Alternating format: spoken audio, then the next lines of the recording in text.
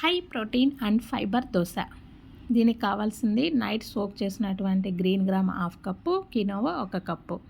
ఈ రెండింటిని మనం మిక్సీ జార్లో యాడ్ చేసేసుకొని టేస్ట్కి తగినంత సాల్ట్, ఇక్కడ మీ చాయిస్ గ్రీన్ చిల్లీస్, ఇక్కడ నేను 3 గ్రీన్ చిల్లీస్ అనేది యాడ్ చేశాను.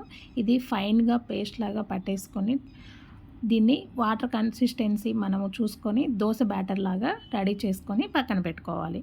ఇప్పుడు పొయ్యి మీద ప్యాన్ పెట్టేసి ప్యాన్ వేడయిన తర్వాత మనకి నచ్చిన సైజులో మనం దోశ అనేది రెడీ చేసుకోవాలి. ఇక్కడ దోశ అనేది తిప్పేసిన తర్వాత మనం పైనుంచి గీ అనేది యాడ్ చేసేసుకొని బాగా రోస్ట్గా కాల్చుకోవాలి. ఈ దోశ అనేది పిల్లలకి పెద్దలకి చాలా అంటే చాలా మంచిది హెల్త్కి, అండ్ వెయిట్ లాస్లో కూడా చాలా ఉపయోగపడుతుంది. దీంట్లో ఫైబర్ కూడా బాగా ఎక్కువ కాబట్టి కాన్స్టిపేషన్ ఉన్న వాళ్ళకు కూడా చాలా బాగా హెల్ప్ అవుతుంది. సో మీరు కూడా మీ ఇంట్లో ట్రై చేసి మీకు ఎలా వచ్చిందో కామెంట్ చేయండి. రీల్ నచ్చితే లైక్ చేయండి, షేర్ చేయండి.